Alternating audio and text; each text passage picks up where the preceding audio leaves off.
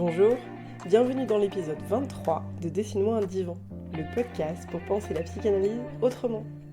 Je suis Candice Medina-Marron, créatrice de ce podcast, et je vous propose aujourd'hui de parler de la fin d'une séance de psychanalyse, non pas de la fin d'une psychanalyse. Quoique, tiens, parlons-en aussi. Vous êtes prêtes ? Vous êtes prêts ?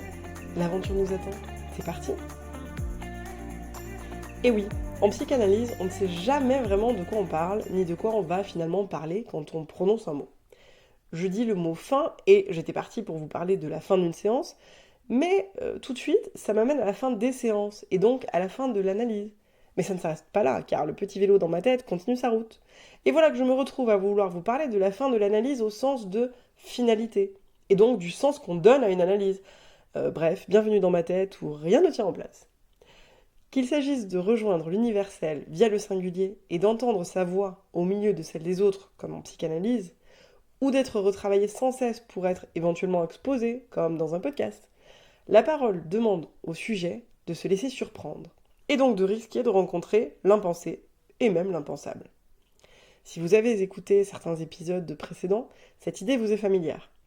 En cela, la psychanalyse et les podcasts, et au-delà toute prise de parole, se présentent comme des pratiques à risque. En tant que lieu de parole et d'élaboration du discours, elles portent en elles la puissance de la subversion, qui couvre une révolution jamais véritablement possible, ni advenue, et cependant toujours à venir. Oui, je suis lyrique parfois. Ce que peut revêtir de révolutionnaire la mise en récit que permettent les lieux de prise de parole est une promesse. Celle d'une possible révolution, qui n'aura peut-être probablement pas lieu, ou alors pas là où on la souhaitait, où on l'attendait. Car oui, la psychanalyse notamment est un lieu de surprise. Et puisque je vais vous parler de la fin et des fins de la psychanalyse, je vais d'abord faire un détour par la question du pouvoir. Quel rapport, me direz-vous ? Plein, vous allez voir. Prendre la parole, c'est dire je, c'est prendre le pouvoir. Vous qui écoutez ce podcast, pensez probablement, selon le lieu depuis lequel vous l'écoutez, que vous vivez dans une démocratie. Peut-être vous pensez vous-même démocrate. La démocratie du grec démos, le peuple, et kratos, le pouvoir, n'était pas beaucoup moins restrictive en Grèce antique aux environs du 5e siècle avant Jésus-Christ qu'elle ne l'est finalement aujourd'hui. Certes, elle se veut toujours un idéal philosophique et politique dans lequel le peuple fait entendre sa voix et gouverne. Cependant, de par les restrictions qui étaient celles de l'Antiquité qui excluaient notamment les femmes, on peut penser que la forme représentative qu'elle prend aujourd'hui dans notre pays la rend tout aussi peu démocratique. En cela, elle est encore et toujours une révolution à venir, qui peut-être sera rendue possible par les technologies qui sont les nôtres. Ou pas, on verra bien, ou alors on le verra pas parce qu'on sera plus là. Oui, posez-vous la question avec moi quelques instants. Si on y réfléchit bien, est-on vraiment dans une démocratie ? Et restez là, car non, ce n'est pas un épisode d'histoire politique, même si tout est politique, c'est juste que je vous propose une balade qui va de l'universel vers le singulier. Je reprends. Une démocratie, véritable, impliquerait en effet que chaque personne ait la parole, et non qu'une poignée parle pour la multitude. Une poignée censée savoir. Celles et ceux qui se disent démocrates aujourd'hui sont probablement plus proches des royalistes qu'ils ne le pensent. Être démocrate, véritablement démocrate, cela implique d'accepter de prendre le risque de la parole, et non pas de la contingenter à celles et ceux qui sont supposés savoir. Tiens, supposés savoir, ça nous rappelle quelque chose, n'est-il pas ? En cela, c'est une prise de pouvoir à risque pour ceux qui estiment que seulement une partie des citoyennes et des citoyens savent mieux que les autres. C'est pour cela que je vous disais il y a quelques instants que la véritable démocratie n'a pas encore eu lieu, qu'elle reste à venir. Lorsqu'elle sera vraiment démocratique, alors les voix de toutes et tous pourront se faire entendre. La parole, quel que soit le lieu où elle s'exprime, porte en elle cette menace, cette promesse d'un secret à dévoiler, d'une démocratie à venir, et donc d'une révolution à advenir. Une révolution qui n'aura pourtant jamais vraiment lieu, ou bien, encore une fois, pas là où on l'espérait, ou pas comme on l'attendait. Et oui, car vous qui croyez maîtriser votre discours, eh bien, sachez pourtant que prendre la parole implique en effet de laisser surgir ce qui veut tout autant être dit que tu. Vous avez déjà sûrement entendu quelques lapsus publics assez cocasses. L'écriture, et donc un épisode comme celui-ci, par exemple, permet probablement davantage de choisir de dire ou ne pas dire. Bien sûr, l'écriture peut permettre à l'inconscient de se dire, mais elle permet également de choisir ce qui est montré ou non. Certes, un auteur ou une autrice ne maîtrise jamais pleinement le choix des mots, quand bien même il ou elle fait intervenir de nombreuses réécritures, d'aucun n'est jamais entièrement libre de dire ce qu'il ou elle voudrait dire ou taire. Et je vous en dis toujours beaucoup plus que je ne le voudrais, humaine parmi mes semblables que je suis. Puisqu'il y a retardement dans l'écriture, puisque le temps nous est laissé de revenir sur ce que l'on a écrit, elle offre davantage de maîtrise que la psychanalyse ou que la prise de parole spontanée. L'écriture est parfois utilisée comme un filtre, passant au chinois la tambouille de l'inconscient. Elle peut aussi se faire le support d'une pensée qui essaie de se dire sans entrave, ou le moins possible. À ce titre, pour l'anecdote littéraire, l'écriture automatique, prisée des surréalistes au début du siècle dernier, est un procédé qui cherche à faire taire les instances psychiques de la censure pour laisser parler l'inconscient. En ce sens, la littérature conduit celle ou celui qui écrit vers une prise de pouvoir, lorsque prendre la plume comme on prend la parole se fait en acceptant la prise de risque qui en est inhérente. En psychanalyse, la prise de risque est maximale. Elle est même souhaitée et souhaitable. Chaque signifiant renvoyant presque inlassablement à un autre, vous le savez, on ne sait jamais à l'avance où notre parole nous mène. L'interprétation parfois proposée par l'analyste peut faire mouche ou tomber à côté. Et c'est d'ailleurs probablement dans cet à côté-là qu'elle permettra à l'analysant ou l'analysante de surgir et d'élaborer. C'est aussi en cela que la psychanalyse constitue également une révolution à venir. La prise de parole, toujours en travail pour mettre au travail, justement, ce qui surgit, suppose un processus de désaliénation, qui peut néanmoins lui-même devenir aliénant, et dont il s'agira de se désaliéner. Non mais qu'est-ce qu'elle raconte ? Elle devait parler de la fin des séances, elle nous parle d'aliénation, de désaliénation. Et j'y viens, chères auditrices, j'y viens, chers auditeurs, la fin n'est pas une destination, elle est un chemin, elle aussi. Donc, je disais, la démocratie et la psychanalyse supposent, l'une comme l'autre, un désassujettissement. Puisque prendre la parole, c'est dire « je », tenter de devenir sujet. L'analysant ou l'analysant a une double désaliénation à mener. Celle vis-à-vis du discours des autres, qui peut advenir dans le cadre proposé par la psychanalyse et dans la relation avec l'analyste, mais aussi vis-à-vis de cette même personne, l'analyste supposé savoir. Ça veut donc dire que la désaliénation passe, pour l'analysante ou l'analysant, par la confiance en sa parole, débarrassée, autant que faire se peut et donc jamais pleinement, de celle des autres. Et il ne s'agit pas juste de se débarrasser de la parole des autres, et c'est jamais totalement possible, mais de savoir aussi qu'est-ce qu'on va faire de cette parole, et comment on va articuler le récit des autres et le nôtre. Et tout ça s'alimente en permanence. La désaliénation que propose le processus analytique cache une autre aliénation à ce même processus. En ce sens, le désassujettissement est toujours à venir. Bon, grosso modo, pour faire simple et moins poétique, la relation analytique crée momentanément une situation d'aliénation dans laquelle sont mises en travail d'autres aliénations, dans l'idée notamment de s'en libérer, de se désaliéner in fine de la relation analytique. Bon, en fait voilà, l'épisode aurait pu tenir en une phrase et 3 lignes, mais vous serez d'accord avec moi, ça aurait été moins rigolo. Pourquoi je vous parle de démocratie depuis tout à l'heure ? Parce que c'est le même principe. En démocratie, il convient pour prendre la parole et lui rendre sa légitimité de se désaliéner de l'idée que d'autres savent mieux. Or, la démocratie telle que nous la vivons aujourd'hui repose sur ce principe même. Certaines personnes sont mieux placées pour parler et pour le faire en notre nom. Prendre la parole n'appartient pas aux premiers venus. Les élus de la République en marche, pour bon nombre d'entre eux, ne venant pas des bancs de ceux qui sont censés savoir mieux, ont pu donner cette illusion très fugace qu'une nouvelle ère politique s'ouvrait. Très fugace, vous l'aurez remarqué. Et oui, parce que il s'agit toujours finalement de considérer que parmi le peuple, certains ont le pouvoir et d'autres non, quels que soient les chemins pris pour y parvenir. Ce pouvoir délégué, qui est donc un pouvoir donné par et pour les autres, est néanmoins davantage un pouvoir sur les autres. Ces derniers, pour la plupart, trouvant légitime que cela soit ainsi. Pour qu'il y ait un maître, il faut un esclave, et inversement.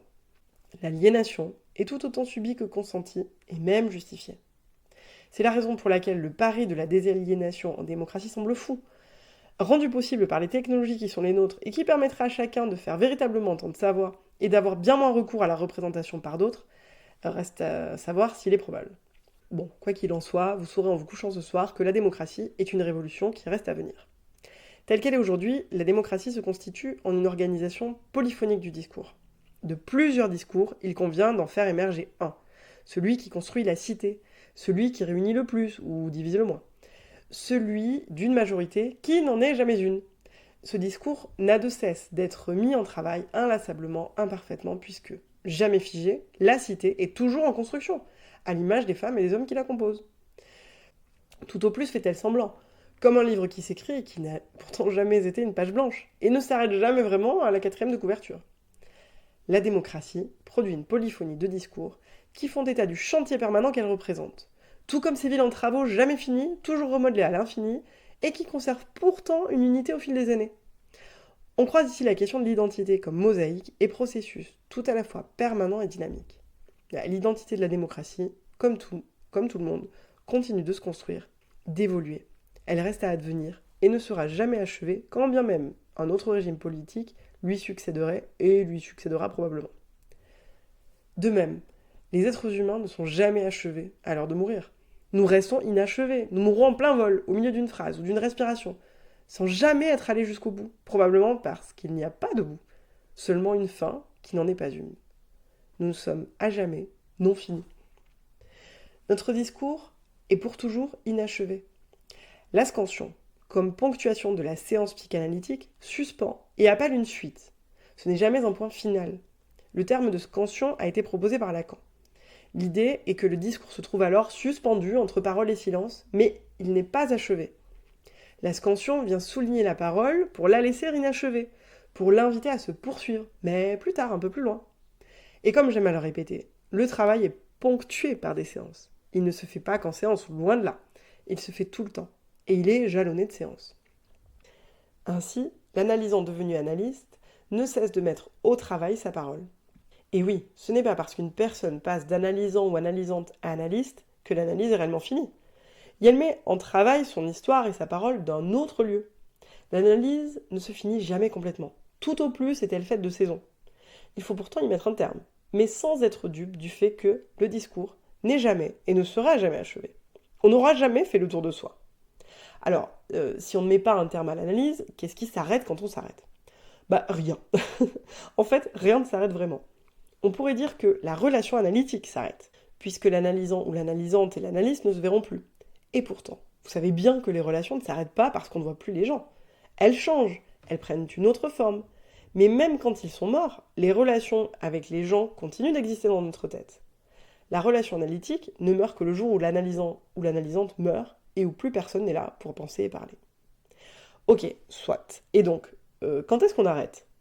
Eh bien, quand c'est le juste moment. Et on ne le connaît pas à l'avance. Ça dépend des finalités, justement, de ce qu'on est venu faire là, en premier lieu, puis de ce qu'on est finalement resté faire, et qui parfois est très différent de ce qu'on était venu faire en premier lieu. C'est la même chose pour la fin d'une séance. Bien sûr, il y a la durée du rendez-vous plus ou moins fixée à l'avance qui crée une fin artificielle. Mais la séance s'arrête sur tel mot, telle question, tel silence, telle proposition, tel soupir, telle larme, tel sourire. On ne sait pas à l'avance où ça va s'arrêter. Et pourtant, au bout d'un moment, on sent ensemble que la fin approche. D'ailleurs, le mot ou le geste de la fin, à qui revient-il? Eh bien là encore, ça dépend. Au début, c'est souvent l'analyste qui met fin aux séances d'un «on va s'arrêter là», par exemple. Et puis, quand le travail avance et s'installe, il n'est pas rare que ce soit l'analysante ou l'analysant qui décide qu'on s'arrête là. Mais il n'y a pas de règle. Car là où certaines analysantes trouvent une liberté à décider de la fin d'une séance, certains analysants trouvent du confort à ce que ce soit l'analyse qui y mette fin et contienne le cadre. Et tout cela dépend des personnes, bien sûr, mais aussi des jours. La fin d'une séance, ou même d'une analyse, n'est pas une fermeture. Elle invite à une ouverture, à une prolongation, une infusion, une conclusion toute provisoire et déjà tournée vers la suite. En psychanalyse, on fait entendre sa singularité, en sachant qu'il s'agit aussi de savoir à qui la faire entendre.